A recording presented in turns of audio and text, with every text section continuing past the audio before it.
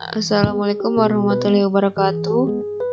Saya Anissa Bilqis Timarpau akan melanjutkan mengenai bab 2, yaitu penelitian pengembangan untuk mata kuliah media pembelajaran IT kelas H.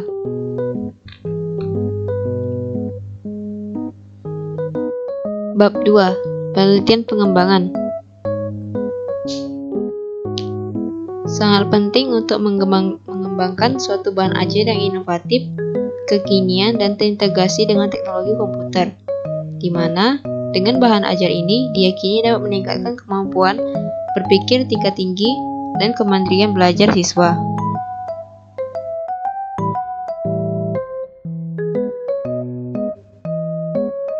Penelitian pengembangan. Untuk menghasilkan produk bahan ajar yang berkualitas, perlu dilakukannya proses pengembangan, di mana pengembangan merupakan salah satu dari jenis penelitian. Penelitian ini dikenal dengan istilah research and development. Penelitian ini bertujuan untuk menghasilkan suatu produk baru untuk memperbaiki produk yang sudah ada, baik berupa buku, media pembelajaran, dan bahan ajar lainnya.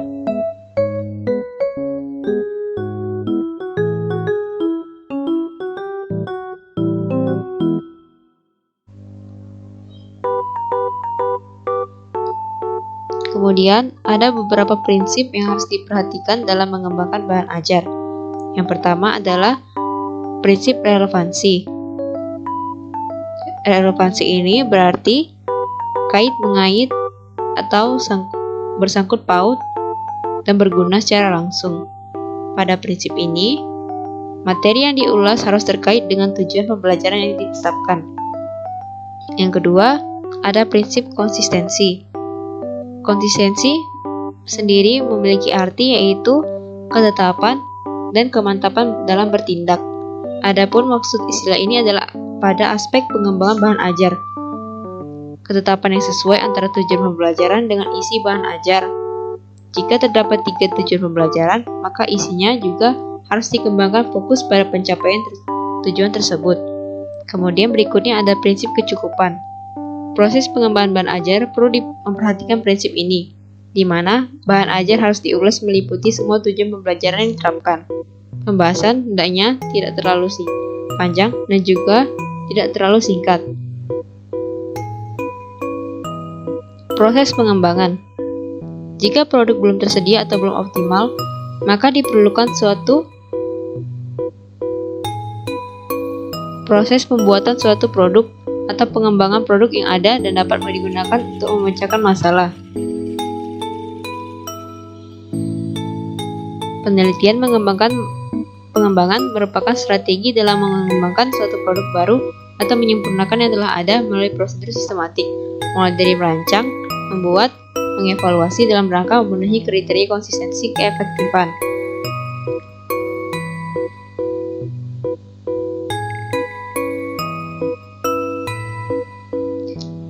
Ada beberapa model penelitian dan pengembangan yang dapat digunakan untuk mengembangkan suatu media, model, atau bahan ajar, yaitu model ADI, Analysis, Design, Develop, Implement, and Evaluate. Kemudian ada model Thiagarajan atau 4D, Define, Design, Develop, and Disseminate. Kemudian ada yang ketiga ada model Assure, yaitu kepanjangan dari Analyze, Learner, State, Objective, Select,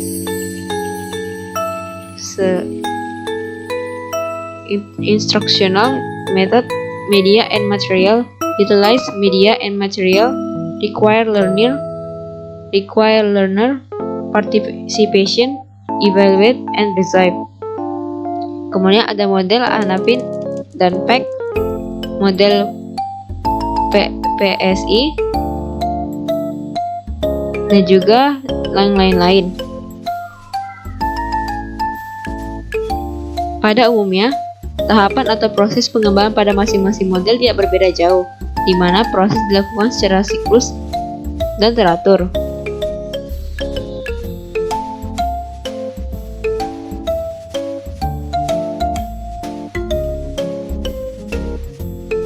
Yang pertama, kemudian ada model Tyagarajan atau 4D models. Salah satu model pengembangan yang selalu digunakan adalah model ini. Model 4D dipilih karena sistematis dan cocok untuk mengembangkan perangkat pembelajaran. Sebagaimana pernyataan Renault dalam Promote 2012 bahwa model 4D tersebut dapat dijadikan sumber ide dan proses pengembangan untuk mengembangkan perangkat pembelajaran dan penyebaran pada bidang lain. Dalam bukunya Instructional Development for Training Teacher of Exceptional Children, Tyagarajan dan kawan-kawan menguraikan bahwasanya ada 4 tahap yang harus dilaksanakan dalam pengembangan perangkat model 4D, yaitu diantaranya ada define, design, develop, and disseminate. Define berarti pendefinisian, design berarti perancangan, develop berarti pengembangan, dan disseminate berarti penyebaran. Yang pertama adalah define atau pendefinisian.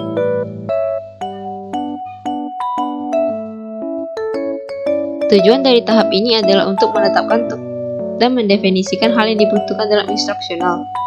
Ada 5 fase yang harus ditempuh. Yang pertama ada front-end analysis atau analisis awal akhir.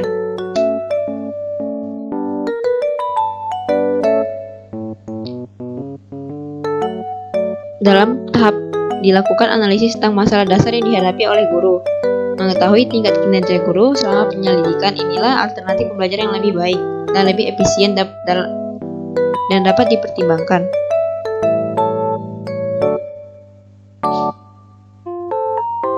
Dalam melakukan analisis ini perlu dipertimbangkan berbagai hal sebagai alternatif pengembangan perangkat pelajaran, teori belajar, tantangan, dan tuntutan masa depan.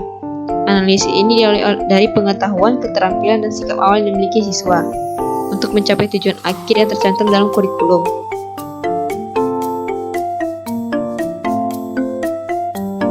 Kemudian ada learner analysis atau analisis siswa. Pada tahap ini mengidentifikasi karakter siswa yang akan dihadapi. Karakter yang dimaksud adalah kompetensi dan latar belakang pengalaman siswa, perilaku umum terhadap topik pembelajaran, pemilihan media, format, dan bahasa. Analisis siswa dilakukan karena dapat mempengaruhi keberhasilan setiap tahap pengembangan. Kemudian ada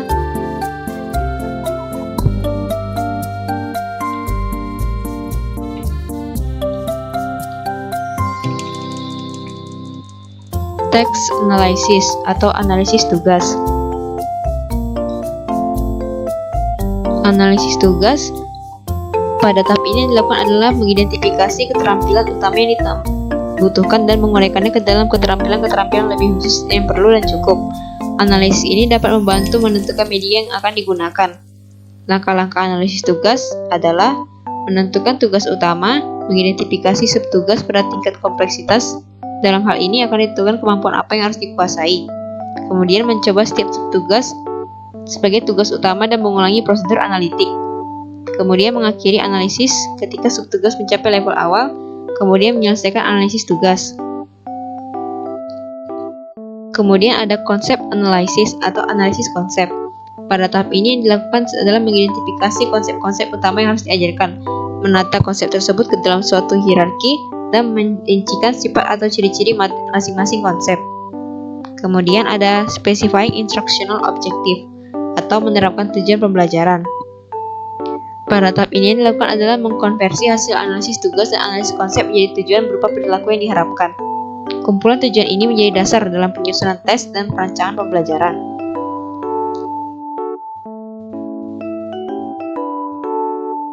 Kemudian ada tahap desain. Yang pertama adalah constructing criterion reference test atau menyusun kriteria referensi tes. Langkah ini merupakan jembatan yang menghubungkan antara tahap define dan tahap desain. Kriteria yang dikembangkan untuk mengkonversi tujuan menjadi kerangka dari materi pembelajaran. Tahap ini dapat digunakan untuk mengukur pencapaian tujuan pembelajaran. Kemudian ada media selection, seperti namanya, yaitu pemilihan media yang sesuai untuk menyajikan isi dari pembelajaran. Proses ini mencakup penyesuaian dengan karakter dari siswa, sumber produksi, rencana penyebaran berkenaan dengan sifat-sifat media. Kemudian ada format selection. Fase ini sangat berkaitan dengan pemilihan media sebelumnya.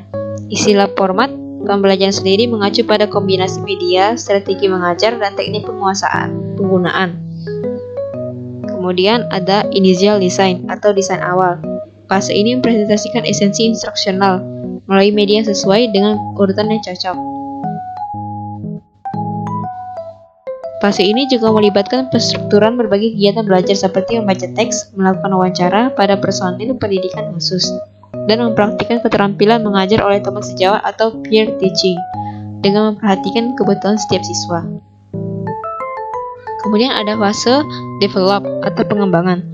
Tujuan dari langkah ini adalah memodifikasi materi pembelajaran pada rancangan awal. Hasil dari tahap perancangan harus dipertimbangkan sebagai versi awal sehingga perlu memodifikasi dan diperoleh versi akhir yang lebih efektif. Terdapat dua langkah, yaitu expert appraisal atau penilaian ahli, merupakan teknik untuk memperoleh saran untuk memperbaiki materi. Sejumlah ahli diminta untuk mengevaluasi materi dari sudut pandang pembelajaran dan teknik pengajian. Berdasarkan feedback dari ahli inilah rancangan awal kemudian dimodifikasi, dan modifikasi melahirkan kesesuaian, keefektifan, kegunaan, dan kualitas teknis. Saran yang diberikan terdiri dari peninjauan ulang dan dari segi instruksional maupun teknis.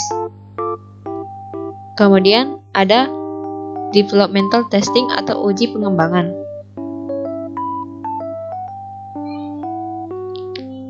Menguji cobakan materi terhadap siswa untuk menetapkan bagian yang memerlukan revisi. Berdasarkan respon, reaksi, dan juga komentar siswa, materi dapat dimodifikasi.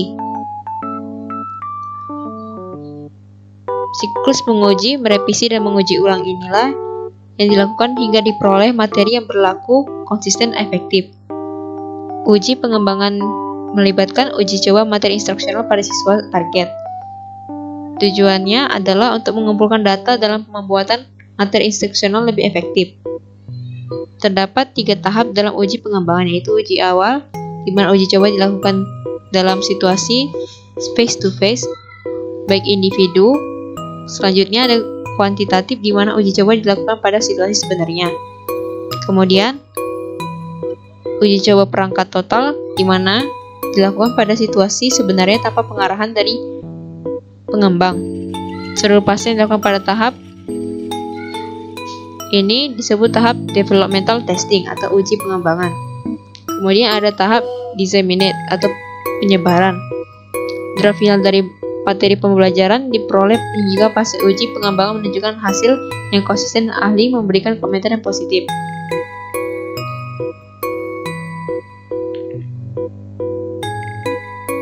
Ada 3 langkah dalam tahap ini, yaitu validation testing, packing,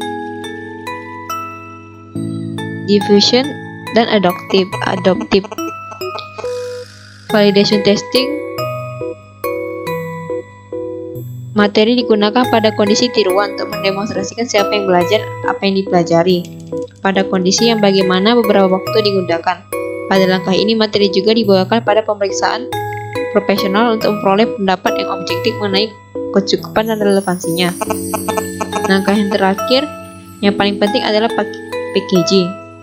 Diffusion dan adopting meskipun sering diabaikan, dalam hal ini pihak produser dan distributor dipilih bekerjasama secara kooperatif untuk mengemas materi dalam bentuk yang dapat diterima.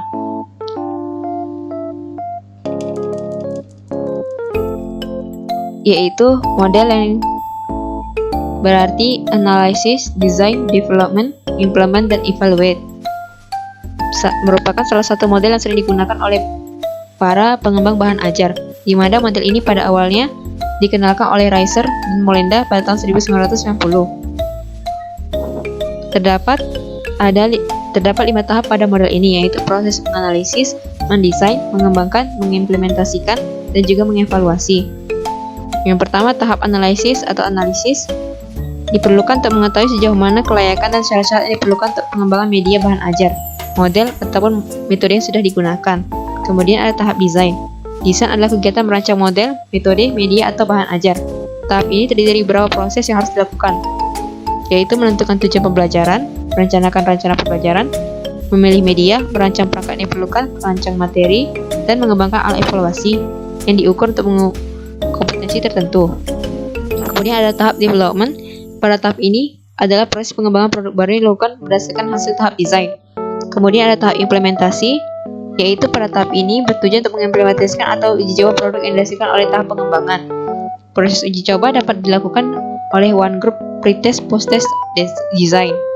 Kemudian ada tahap evaluasi. Tahap evaluasi dilakukan secara evaluatif, formatif, dan evaluasi sumatif.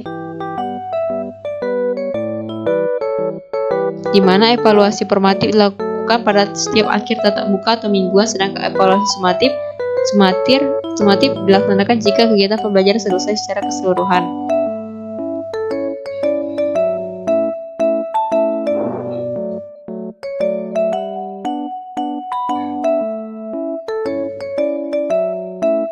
Kualitas bahan ajar. Ritchie dan Nielsen mendefinisikan penelitian pengembangan sebagai poin kajian sistematis terhadap pendesainan, pengembangan, dan evaluasi program, proses dan produk pembekalan yang harus memiliki kriteria validitas, praktikitas, dan efektivitas. Berikut disajikan indikator untuk menentukan kualitas perangkat pembelajaran, yaitu validitas, kepraktisan, dan keefektifan.